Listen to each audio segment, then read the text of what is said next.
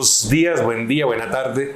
Este es un gusto estar compartiendo el día de hoy en este nuevo Pare Oreja. Este es un espacio que venimos trabajando con la intención de generar pues, dinámica de reflexión, de debate con nuestra gente, con nuestra militancia, especialmente en Congreso de los Pueblos, movimientos hermanos, a partir de temáticas que están siendo pues, centrales de la coyuntura.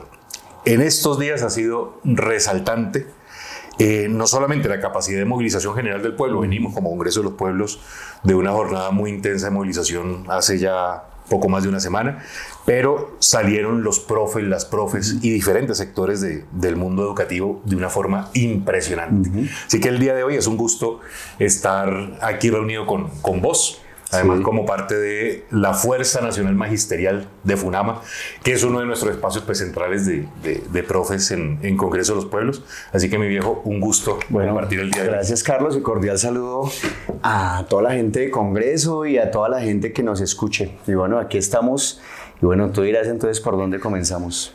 Empecemos, yo tengo una pregunta, ¿cómo cuánta gente calculan que se movió estos días? Bueno, nosotros digamos que la referencia que tenemos es del primer día principalmente, que salimos de 4 puntos, más o menos 33 delegaciones.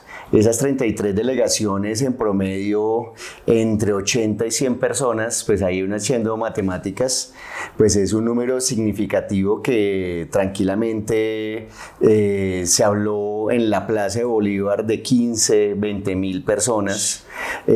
Además que en el siguiente día llegaron nuevos buses también. Entonces fue un movimiento constante, además que nada más en el magisterio bogotano somos 35 mil, 28 mil sindicalizados y en estas coyunturas se mueve mucho como por respeto a la gente que viene, toca recibir las delegaciones, sale mucho el maestro, entonces los de Bogotá.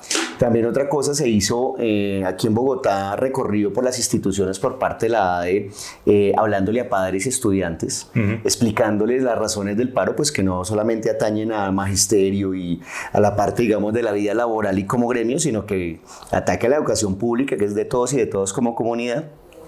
Y papitos vinieron también el primer día con sus hijos. Obviamente nosotros no movilizamos los estudiantes, pero sí cuando los papás dicen pues yo voy con mi hijo, llegaron el lunes también, entonces esos no están en la cuenta, pero son bastante. Entonces, y ahí de forma general, muchas veces pues, se le cuestiona el movimiento sindical que se queda en meras reivindicaciones propias gremiales, de lo laboral, de lo gremial.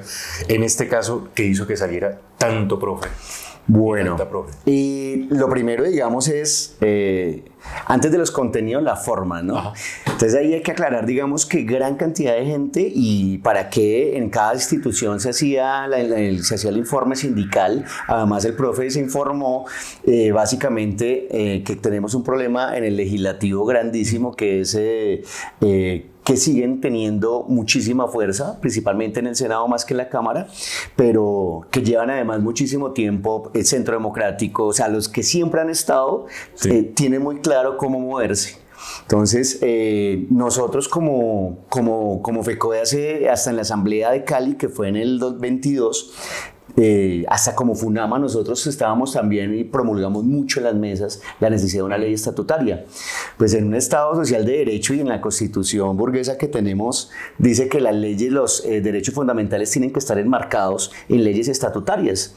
Entonces la salud, pero también la educación la queríamos y lo que se buscó desde un principio fue, bueno, votemos una ley estatutaria de la educación que lo blinde como derecho fundamental. Que lo que define lo estatutario es que no solamente plantea el derecho fundamental, sino que plantea el cómo se ejecuta o en qué la diferencia. Primero, que tiene que tener, digamos, una fundamentación legislativa en los cuales sus líneas no pueden ser cambiadas por cada gobierno, en donde tiene unas líneas gruesas, digamos que todo está en función de proteger el derecho, de que el derecho se pueda realizar y que sea en la práctica real y que tenga todos los recursos principalmente. La pregunta de Carlos es entonces, ¿qué fue lo que dinamizó o que detonó eso? Fue que a nivel de modos se saca la posibilidad de la asamblea, perdón, del estatuto. Y bueno, cuando dijeron estatuto, pues todo el mundo alegre porque eso fue un logro que salió de las bases, ni siquiera, claro, FECODE somos todos y todas, pero fueron las bases que siempre dijimos, no, pues una ley estatutaria, y cuando no, que salió, vamos a hacer la ley estatutaria, la felicidad de, claro, ahorita entonces el gobierno va a llegar a preguntarnos, nosotros nos imaginábamos algo que llamamos la constituyente educativa, entonces vamos a hablar todos de educación y se va a construir un documento. Pueden ser los tiempos, pueden ser las características, digamos, del actual gobierno, que es una socialdemocracia y obviamente no hay que desenfocarnos de eso, pero pues se apoya en el legislativo que tiene de ellos la parte técnica, sienta FECODE obviamente como federación y genera, digamos, un documento, que es esa ley estatutaria, que tiene unas características que sí lo protegía como derecho básico. Digamos, en el papel no estaba perfecta, pero digamos en la esencia, pues era lo que se buscaba. ¿Qué fue lo que dinamizó y en el modo? Pues que obviamente en el legislativo, en las negociaciones que se dan, se caen 65 años de lucha de magisterio. O sea, muchas veces los congresistas y el legislativo no se dio cuenta que cambiándole 3 palabras, 4 palabras, estaba cambiando todo lo que había ganado FECODE. Entonces, bueno, ¿por qué se movilizó la gente? Primero, porque lo que más ha luchado FECODE es que tengamos una educación de carácter público, estatal, financiada por el Estado en general y obviamente como derecho. Y entonces resulta que cuando le pone una palabra, por ejemplo, de carácter mixto la financiación, quiere decir entonces que los recursos públicos pueden ir también a los privados. No se niega la posibilidad en este estado que tenemos, o sea, no se ha ganado nada todavía y obviamente seguimos la lucha, pero ya es una educación privada que hace presencia, pero una educación privada que tiene unos intereses de lucro y que tiene unos personajes que son no públicos, sino que son intereses personales los que se dan y no puede llegar el dinero. Cuando uno le dice a un papá, que sabemos que tenemos problemas, por ejemplo, aquí en Bogotá, y obviamente más a nivel regional, pero hablo de lo que conozco, el PAE, que es el refrigerio y el almuerzo, que con todo este cuento de la cantidad de dulce, de sodio que uno ve en los paquetes, lo que le está llegando a los niños, las cantidades, que los papás se quejan de que está llegando, que muchas veces no llega. Dícele al papá, ahora imagínese que lo poquito que llega para eso lo vamos a quitar y se lo vamos a dar a lo privado. El papá ya dice, bueno, eso no es solo para los profes. Otra cosa que se ha peleado también mucho es que el derecho a la educación también cubra no solamente, como se dice, la infancia, porque hay a nivel legal, digamos, en la 115, la Ley General de Educación, se habla entonces que hay una posibilidad de cubrir hasta los 5 años para adelante, pero nosotros, yo soy padre y creo que todos y los que estén por acá saben que pues la educación de los niños tiene que ir de los 3 años, desde preescolar, prejardín, jardín y transición, pero eso solamente le estaban cubriendo mucho los privados, o acá en Bogotá se ha peleado mucho. Y guarderías, estacionamientos de niños. Exacto. Y en Bogotá había unos recursos propios que en las luchas y las alcaldías lo habían logrado, pero a nivel general Guaviare, Chocó, en lugares donde se necesita también, no estaba eso. Entonces cuando se le dice al papá, y había una parte que decía que pues no iba a cubrir los 3 grados del preescolar, que eso es lo que más se ha peleado. Eso no es de profesores, eso no es de... Eso atañe pues al papá y a la mamá. Y lo último, pues se mete con otra joya del movimiento, digamos, de nosotros como clases medias, bajas, y que nosotros como organización que entendemos la necesidad del mundo laboral, y es la educación terciaria, que ese es un término, un neologismo, que dice, bueno, la educación terciaria es superior, no. Técnica, no, la educación terciaria, ¿qué es eso? Pues básicamente es la posibilidad de que los privados brinden unos cursos laborales teniendo en cuenta la División Internacional del Trabajo, entonces nos dejan unos cursitos y quitan lo básico que es el SENA, que los papás también de nuestros colegios dicen, pero el SENA, ellos mismos han pasado por eso, es una parte también de muchos estudiantes que pasan por el SENA y después saltan a la universidad cuando terminan sus carreras tecnológicas y técnicas y pues se metían con esa, preescolar, financiación y jardín. Entonces dicen, uy, no, ya los papás dicen, no, espere, eso ya no está tan chévere esto. Y obviamente también que muchos papás y muchas mamás, aunque obviamente después de pandemia se ha tenido muchos conflictos en muchas instituciones, en la gran mayoría de instituciones los papás siguen confiando en sus maestros y maestras. Sí, claro. Pues es que le cuidan a los hijos. Entonces el maestro, el maestra dice, no, es que no estoy peleando por el sueldo, es la educación pública y eso es de todos. Y bueno, y por eso salió tanta gente. Salen con mucha fuerza, repito, ahí como lo impresionante, y quienes estuvimos en lugares cercanos del centro de Bogotá, es impresionante la cantidad de gente en la calle. ¿Qué se logra? Bueno, ahorita, mejor dicho, hace exactamente una hora, estábamos en la Plaza de Bolívar, hoy 20, y se levanta el paro. Son las directivas de FECODE y dice, bueno, ya se levanta el paro porque la ley se hundió. La ley estatutaria, la última habían 4 versiones, o sea, 4 posibilidades de llegar a la discusión.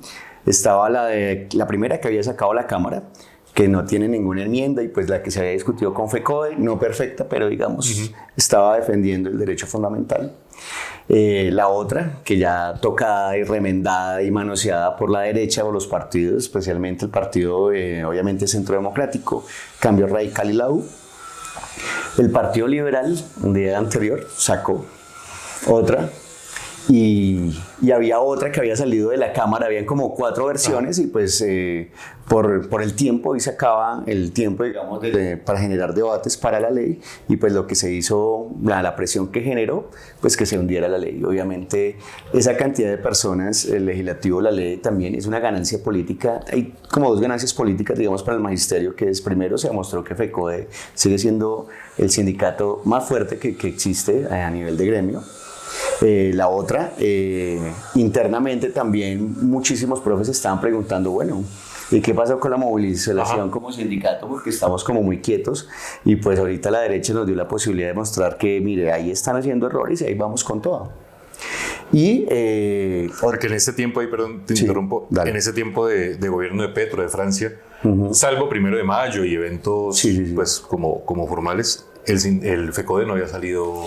No, porque digamos que se ha tenido un gobierno que escucha, digamos, se tienen muchas mesas técnicas hablando de diferentes temas, desde el preescolar, financiación, ahorita el otro tema del Sistema General de Participación que sigue ahí en vilo, planta de personal, muchísimas cosas. Hay mesas específicas y detalladas que se han dado la posibilidad, pero la ley estatutaria, obviamente, imagínate, tenemos la Ley General de Educación, que es la 115, y la ley estatutaria, por sus características, tenía más poder. Entonces, obviamente, lo que pasara allá, todo lo que se negociara allá, y pues se desaparecía. Entonces, ¿qué se ganó? Pues que esa ley estatutaria, pues ahorita no pasara. Se necesita una ley estatutaria que defienda la educación como derecho. No sé cómo, qué es el que necesitamos nosotros, por ejemplo, como parte del Congreso y como FUNAMA, pensar que necesitamos nuestra propia construcción política y pedagógica de una propuesta, y que no importa, o sea, nosotros trascendemos más que las personas y el tiempo. Hay que comenzar desde ya, que cuando lo hagamos y que cómo nos quede, pues lo dirá el tiempo, pero más allá de gobierno. Tenemos que tener una propuesta, y de pronto hay cosas que se han hecho, no hay que negar que en el tiempo se han hecho propuestas, hay elementos, hay documentos, hay lideresas, hay líderes que la tienen muy clara para eso, ni siquiera el que está aquí hablando, sino que ha llegado nueva gente muy inteligente, y pues la presencia que tenemos en FECODE con Willy Carmona nos ha ayudado muchísimo, porque tenemos la información de primera mano, y pues el hombre la tiene súper clara y nos ha organizado, y de alguna forma muchas cosas que no entendíamos se han dado la claridad, pero también el movimiento popular, las organizaciones de educación que nosotros hemos camellado, y que nosotros desde la construcción, desde las bases, y que tenemos ahí hay propuesta. ¿Qué nos falta? Sentarnos a unificarla y a escucharnos entre todos y decir, esta es. Pero ¿qué es lo que se gana ahorita? Pues ese espacio. Ahorita que quedó volando, que muchísima gente, y chévere que vean esto muy, muy pronto, porque mucha gente cuando se levanta el paro dice, y lo de los vouchers, eso salió anoche. Que Paloma Valencia, hoy en el Senado creo que quedó de cuartas el tema de los vouchers, que ya los había puesto la vez pasada, se había caído y los pone otra vez. Hoy no va a pasar. es claridad para la gente, el magister principalmente. Si hay alguien que lo vea, que pasemos la voz. La preocupación fue que levantaron el paro, pero quedó lo de los vouchers ahí. Pues hoy no va a pasar y comienza su proceso legislativo, que no es rápido, pueden pasar meses, y pues que se tiene que seguir haciendo la presión, pero no se puede mantener un paro meses esperando que haga el proceso.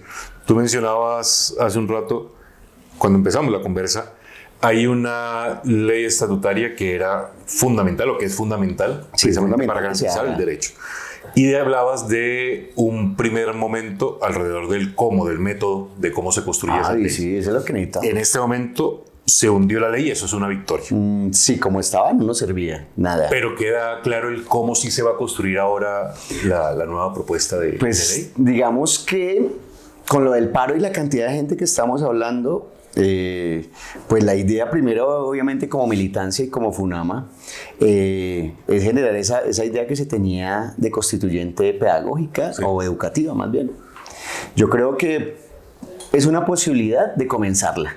Bueno, que sería magnífico que este gobierno que da espacios de escucha al menos, pues sería para proponerla, y que no sé si alcanza el tiempo, pero si no, con el gobierno que sea a pelearla.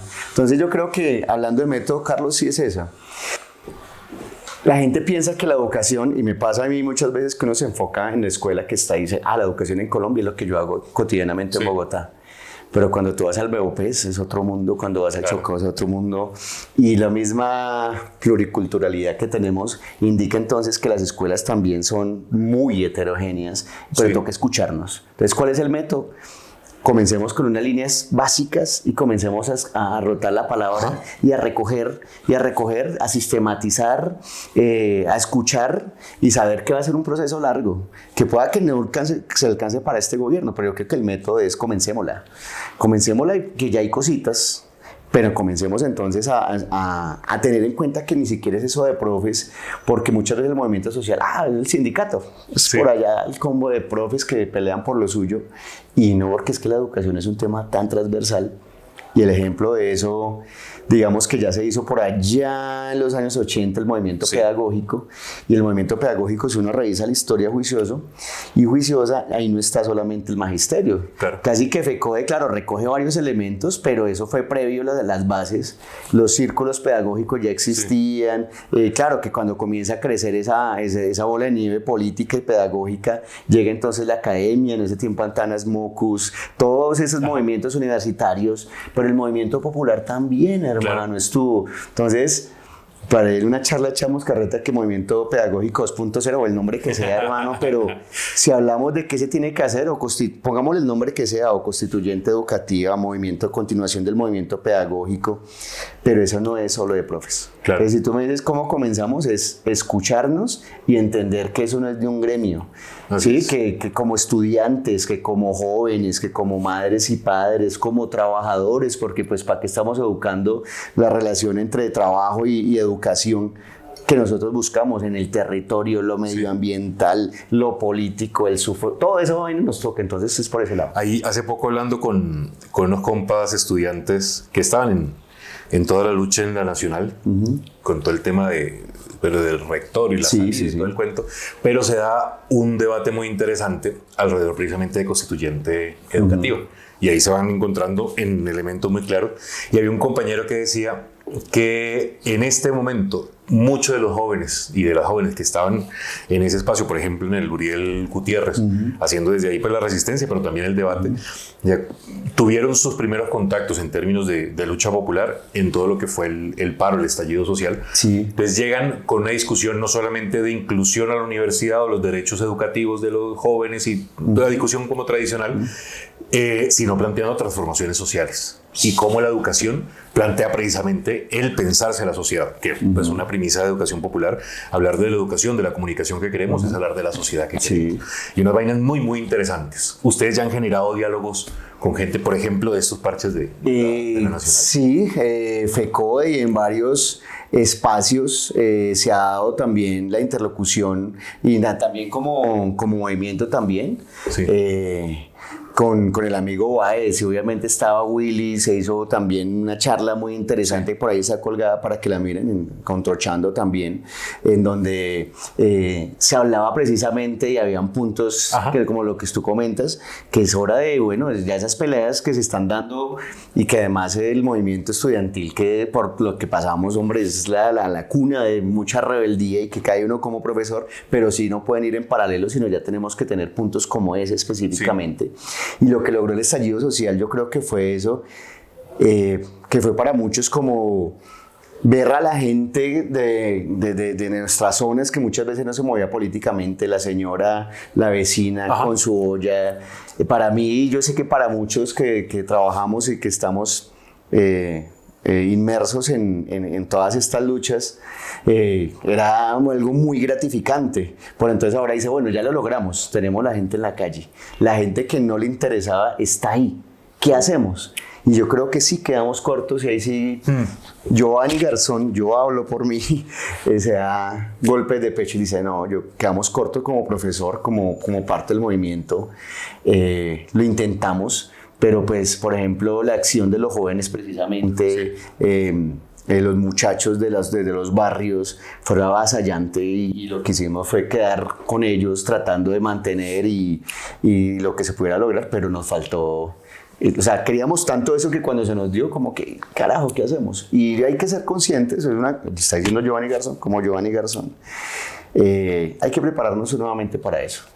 Y eso tiene que ir acá lo universitario, con una propuesta de sociedad, con una charla con lo magisterial también, con los jóvenes también de secundaria, porque muchas veces piensan que es el joven de universidad y no mucho. El movimiento secundarista, yo creo que la historia nos ha dicho que tiene mucho que decir. Y algo que hablamos ahorita fuera de cámaras, yo le creo mucho a la posibilidad de que los jóvenes vean esta sociedad y que tengan nuevas ideas, y esas nuevas ideas es lo que llamamos transformación.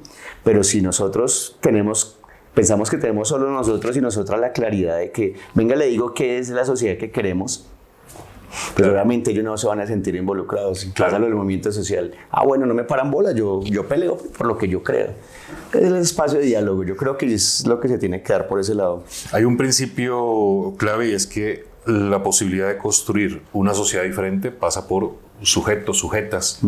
Decías tú incluso que sean autores, autoras de ese proceso de transformación. Sí. Va a ser imposible construir una sociedad justa, digna, en algunos niveles, pues por supuesto, marcada por justicia social, sin que haya ese sujeto. Y cuando uno mira, por ejemplo, los niveles de derechización en lo cultural, en lo ideológico, en el mundo, y gente que reivindica o se reivindica desde la homofobia, desde la xenofobia, desde los racismos, y crecen grupos evangélicos ultraconservadores, gente como Milei o como Macri, o como Paloma Valencia, y otra gente que se reivindica desde los ultraconservadurismos, y crecen en términos sociales. Hoy, si le pudiéramos preguntar a la mayoría de la población colombiana hacia dónde están sus aspiraciones, regularmente no están hacia un horizonte socialista, revolucionario, transformador, sino hacia el sueño del capitalismo y el sueño americano. En ese sentido, pues es fundamental el tema de la formación, en esa construcción de sociedades, de gente nueva, que se atreva a pensar nuevamente diferente. Y tú decías hace un rato, como movimiento no tenemos una apuesta clara, unificada. Ciertamente tenemos congresos, tenemos propuestas, pero sí toca unificarlas. Sí. ¿Cómo avanzamos en ese sentido? Porque además, pensando no por la importancia que haya tenido ahorita la movilización, sino es que la educación, si no tenemos una apuesta de formación, de educación, más allá del colegio, en términos claves de sociedad, en términos generales de sociedad, pues va a ser imposible que construyamos una sociedad diferente. Entonces, si no tenemos como movimiento unificado, consensuado en un programa político, ¿cuál es nuestra apuesta de educación? Además, tenemos profes por montones, tenemos gente vinculada al mundo educativo por montones, tanto educación formal como educación popular. Y si no tenemos una síntesis de cuál es nuestra apuesta de formación para la sociedad, pues va a ser imposible dar esa disputa en lo ideológico y en lo fáctico, en lo concreto. ¿Cómo construimos esa vaina dentro del movimiento? Bueno, yo creo que hay algo que hablaba ahorita Carlos que es clave, y es que ya hay cosas y decíamos, hay que recogerlas. O sea, muchas veces el síndrome de Adán y de Eva, Sí. nos llega el 9, no, es que toca comenzar de cero, no, ya Hagamos un congreso. y hagamos un congreso y recogemos y todo, no. Primero hay que recoger todas esas memorias de esos encuentros porque han salido cosas muy interesantes, volverse a sentarse y ahí entra un elemento que me parece clave y es la parte generacional. Ajá. Bueno, yo hablo ya más allá del cuarto piso, y es que las formas y los modos han cambiado. Entonces el lenguaje, la pedagogía y la didáctica no puede recaer en lo mismo. Entonces tú decías ahorita, esa derechización básicamente siempre ha existido, pero había como un control social de que tú decías eso y como en los círculos sociales donde estabas, pues si lo decías, pues eras señalado hasta por tu familia. Venga, viejo, ¿cómo vas a decir eso? No, eso es digamos, tan retrógrado de lo que está pasando. Pero con las redes sociales, que es algo que uno llega como visitante porque pues mi juventud no la conocía, la gente podía decir eso en una pequeña sala y era señalado y te daban la discusión y tú ya la pensabas cómo la decías. Pero con una cámara como estamos ahorita, tú la puedes despachar, y precisamente lo que hacen las redes es el algoritmo te coge y si ese es tu discurso te mando todos esos discursos de mucha gente, entonces ya no te sientes solo ni sola con el discurso de derecha y arrancas. Pero la pregunta es, ¿cómo hacemos para formar y hacer eso? Lo primero hay que entender que no tenemos la misma juventud o el mismo sujeto político de hace 10 años, ya cambió, o antes de la pandemia, por ejemplo. Que lo que tenemos que reconocer son esas nuevas formas y no caer en simplemente, entonces damos formación entonces por TikTok, entonces no es eso. Pero sí entender, digamos, que la gente se está informando de manera diferente. La otra cosa que toca hacer, además de recoger todos los documentos que tenemos, es volver otra vez hay gente nuestra que ya lleva procesos, y es volver a hablar con ellos. Pero entonces ya el discurso que teníamos, ya obviamente mediado con las nuevas cosas que está pasando. O sea, ellos han cambiado también. Pero entonces, como muchas veces tenemos como tiempos y círculos en donde aparece una persona con muy buenas ideas, aparece, desaparece. Y entonces el cuento, ¿cuál es? Abrir espacios, pero teniendo en cuenta que no va a llegar el gurú o la gurú. Y bueno, yo soy el que les voy a explicar, ¿no? Casi que de ceros y decir, miren, o sea, hemos cambiado. Nos toca mirar pedagogía didáctica y medios y formas para llegarle. Lo primero es documentos. ¿Qué tenemos? Lo segundo es personas. ¿Con quiénes contamos? Que son muchísimos. Tercero, la forma. ¿Cómo utilizamos lo que nos expone a disposición ahorita la actualidad para escucharnos? Pero un problema que tenemos las y los profes y los que están por ahí se dan cuenta, y está ocurriendo, que es que los profes hablamos bastante y todos queremos ser escuchados. ¿Cómo podemos recoger, sintetizar y comenzar y llegar al punto para poder recoger las ideas? A mí me parece, digamos, que comenzar por los elementos básicos. Ahorita la derecha puso un tema, dijo, los profesores adoctrinan. Entonces, que para allá todo el mundo, y no, yo hablo con cuidado porque cualquier palabra que diga es adoctrinamiento, señalamiento de padres de familia muchas veces, del desconocimiento muchas veces, desde los errores de los maestros también y maestras. Pues lo que toca hacer también ahorita es quitar ese discurso de adoctrinamiento, además que el concepto de doctrina se puede explicar muy bien y no es nada negativo. Entonces llegar a nosotros a ese consenso, decir, mire, ya, tenemos la idea de formar un sujeto político.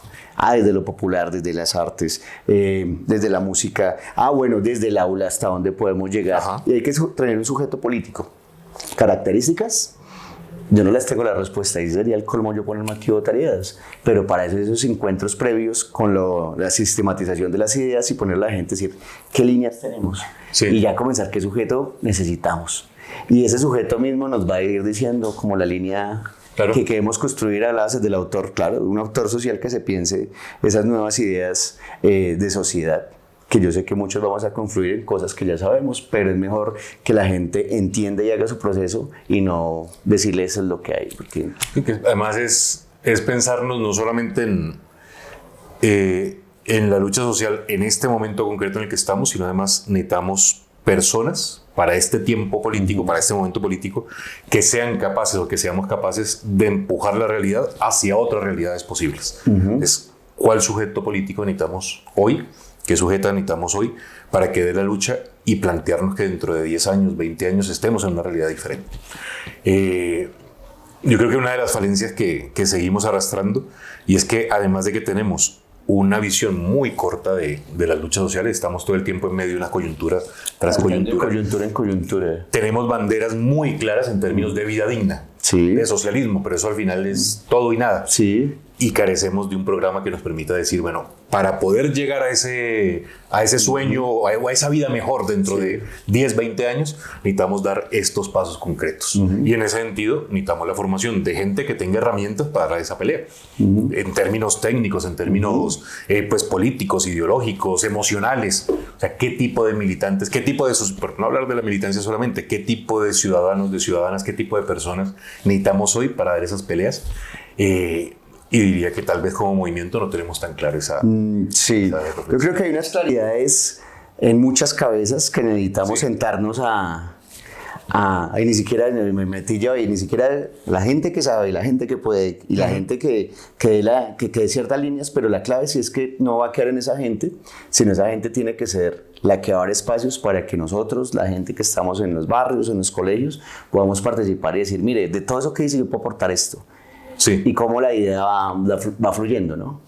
Porque muchas veces nos quedamos bueno, lo que dice Carlos, digamos, esa formación y eso que no tenemos ahorita nosotros como movimiento, tal vez gente dirá, no, sí la tenemos, es esta.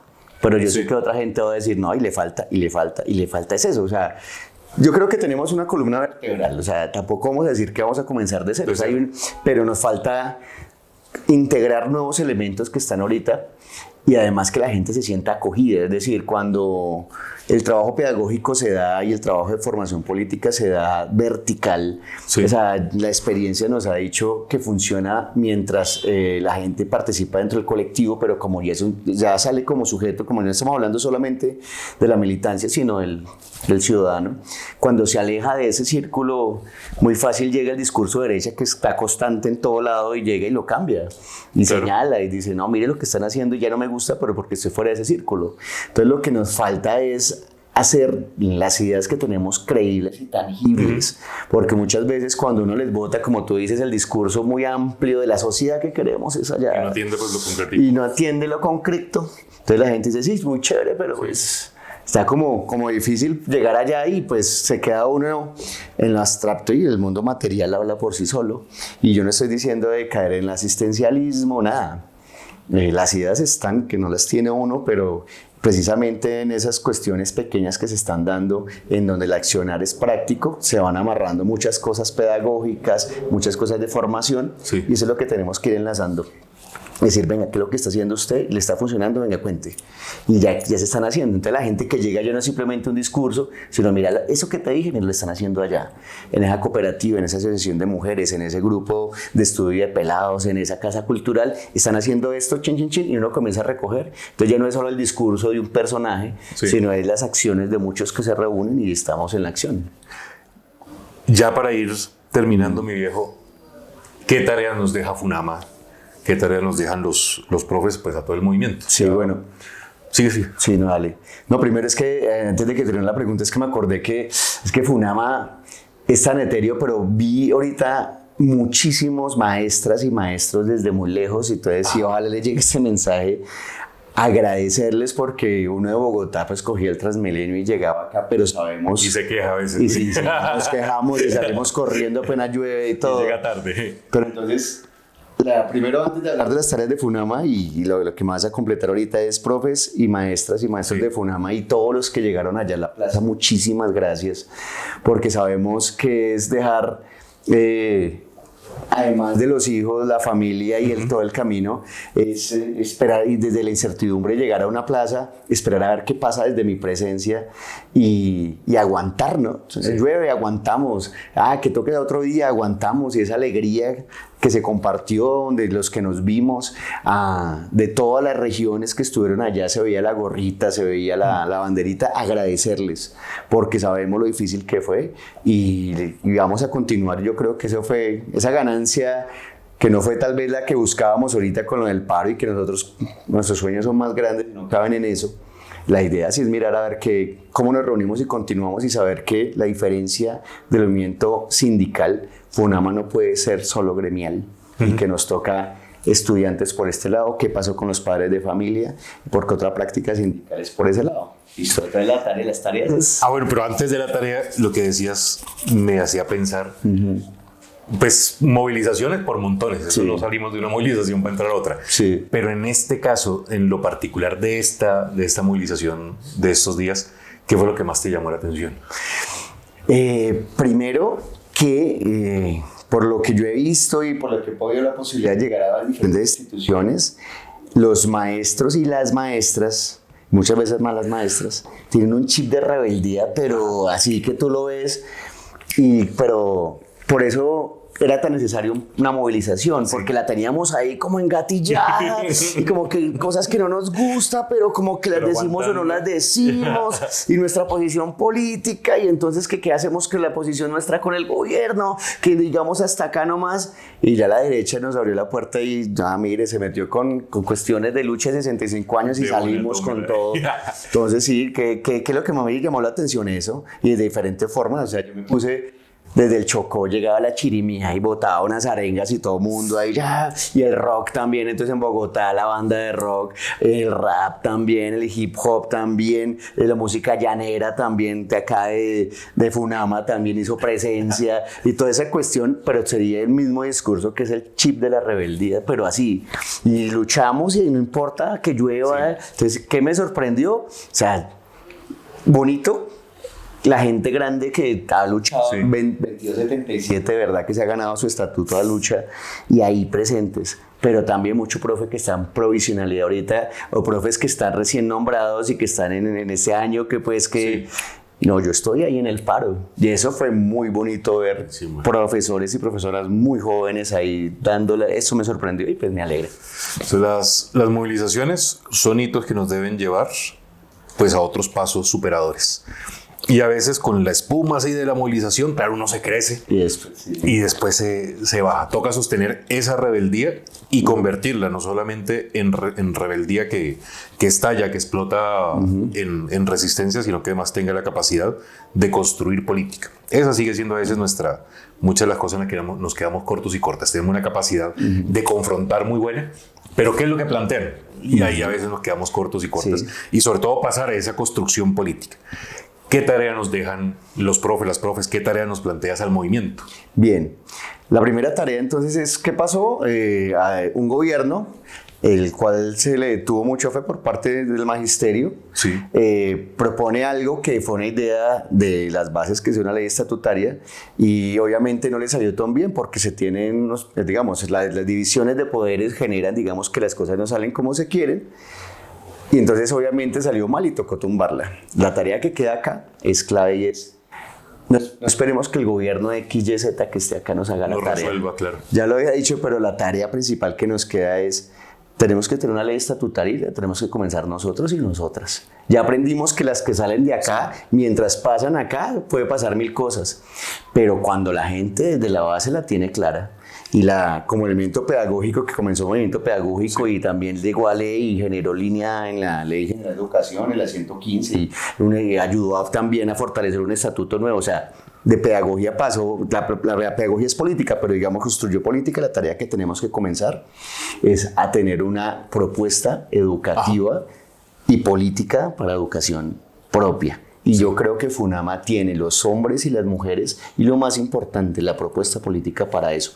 No como gremio, repito, estamos hablando que Funama tiene que sentar con todo lo estudiantil, escucharlo, con todo el movimiento, digamos, barrial y popular en todas las zonas, escucharlo, pero sí podemos tener un documento y comenzar a sistematizar y la tarea es esa. O sea, no podemos dejar que nos ponga la política pública desde arriba y esperar que salga perfecta, sino hacer política pública. Así es. Bueno, mi viejo, agradecerte. Carlos, mano, muy amable. Mano, muy agradecido. Muy ameno y bueno. Emocionado. Muy bueno el espacio, ¿no? Y además que estamos en caliente porque acabamos de venir de la Plaza de Bolívar. El llamado para la gente de la militancia, especialmente los jóvenes y los profes jóvenes y los profesionales y todo mundo, es que muchas veces lo aceptamos y es un error nuestro que como gremio pareciera que nuestras luchas se apartan solamente como gremio. Y es un problema de comunicación, un problema de espacios en donde La idea es involucrar y decir, mire, no, es que no es una pelea de los profes, es una pelea de todos y de todas, pero muchas veces por la estructura del sindicato nos quedamos peleando solas. Vamos a pelear juntos y también los profes, también la tarea que tenemos es las luchas que se tienen en lo general, también tenemos que estar ahí pendientes, haciendo nuestro trabajo pedagógico y luchando por la pedagogía. Bueno, venceremos. ¿Listo? Venceremos. Listo, gracias. Listo, Vito.